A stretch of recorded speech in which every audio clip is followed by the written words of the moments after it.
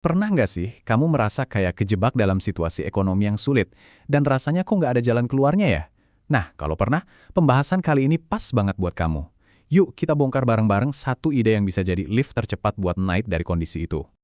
Kemiskinan itu, ya benar banget, dia itu pencuri impian. Ini bukan cuma soal nggak punya uang loh, tapi lebih dalam dari itu. Kemiskinan itu bisa merampas harapan kita, bikin masa depan kelihatan gelap, dan seolah-olah semua pintu tertutup. Tapi gimana kalau ternyata ada satu lift yang terbukti paling cepat untuk membawa kita keluar dari lantai dasar kesulitan? Sejarah dan banyak cerita sukses membuktikan lift itu nyata, dan namanya adalah pendidikan. Mari kita gali lebih dalam. Oke, sebelum kita bisa lolos dari sebuah jebakan, kita harus paham dulu kan cara kerjanya. Nah, ini yang namanya kemiskinan struktural. Anggap aja ini kayak lingkaran setan yang terus berputar dari satu generasi ke generasi berikutnya. Jadi, gini nih rantainya terbentuk. Awalnya dari pendidikan orang tua yang mungkin terbatas. Akibatnya, mereka dapat pekerjaan yang gajinya pas-pasan atau bahkan nggak stabil. Nah, ini langsung berdampak ke anak-anaknya. Peluang mereka jadi lebih sedikit. Dan parahnya, siklus ini muter lagi dan lagi. Pola yang rasanya mustahil buat diputusin.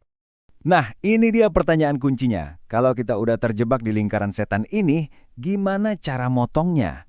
Jawabannya ada di satu hal yang bisa menginterupsi siklus ini secara total.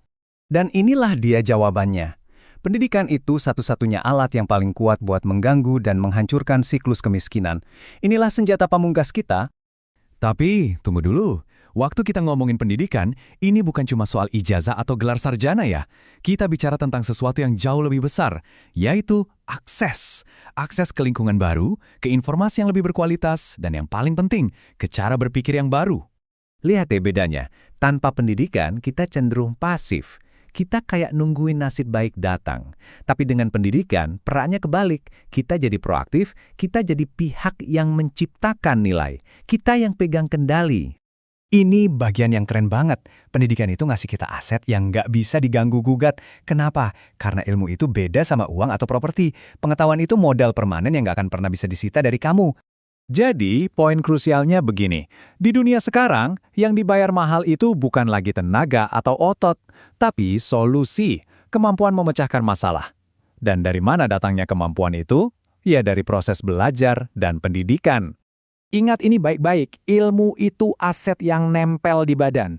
Nggak bisa hilang, nggak bisa dicuri, nggak bisa digugat. Pengetahuan yang udah masuk ke kepala kamu selamanya akan jadi milik kamu. Titik. Oke, sekarang kita masuk ke bagian yang mungkin paling penting. Kekuatan pendidikan buat mengubah mental kita. Ini bukan cuma soal apa yang kita dapat di luar, tapi apa yang berubah di dalam diri. Musuh terbesar kemiskinan itu seringkali bukan datang dari luar, tapi dari dalam diri kita sendiri. Namanya mentalitas miskin. Itu loh, suara di dalam kepala yang bilang kita nggak pantas, kita nggak mampu, kita nggak akan pernah bisa sukses. Nah, pendidikan dirancang khusus untuk menghancurkan suara itu. Terus, gimana cara kerjanya? Simpel aja. Pendidikan itu membuka mata kita. Kita jadi sadar, kalau kesuksesan itu bukan sihir, tapi proses. Kita jadi punya akses ke informasi yang dulu nggak kita tahu. Dan pelan-pelan, kita jadi lebih berani buat mencoba, buat mengetuk pintu-pintu peluang yang baru. Yang saya tahu, pendidikan itu butuh biaya, butuh waktu, uang, energi. Nggak gampang, sama sekali. Tapi coba deh kita lihat dari sudut pandang yang berbeda. Kutipan ini benar-benar nonjok kan? Kalau kita pikir pendidikan itu mahal, coba bayangin harga dari ketidaktahuan. Terjebak di pekerjaan yang sama bertahun-tahun, kehilangan banyak kesempatan emas, dan potensi diri yang nggak pernah maksimal, itu jauh lebih mahal. Anggap saja ini sebagai sebuah investasi. Mungkin di awal ada pengorbanan, ada rasa sakitnya. Tapi lihat deh hasilnya dalam jangka panjang. Keuntungannya akan terus berlipat ganda seumur hidup. Bukan cuma buat kamu, tapi juga buat generasi setelahmu. Oke, pasti ada yang mikir, gimana kalau sekolah formal aja nggak kejangkau? Ini pertanyaan yang sangat wajar dan penting banget, dan ini membawa kita ke inti dari pesan yang sebenarnya. Nah, ini yang harus kita ubah di kepala kita. Pendidikan itu bukan gedungnya, bukan tentang institusi mahal. Pendidikan itu adalah prosesnya.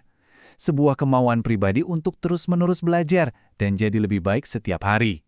Dan kabar baiknya, di zaman sekarang, perangkat buat belajar itu ada di mana-mana.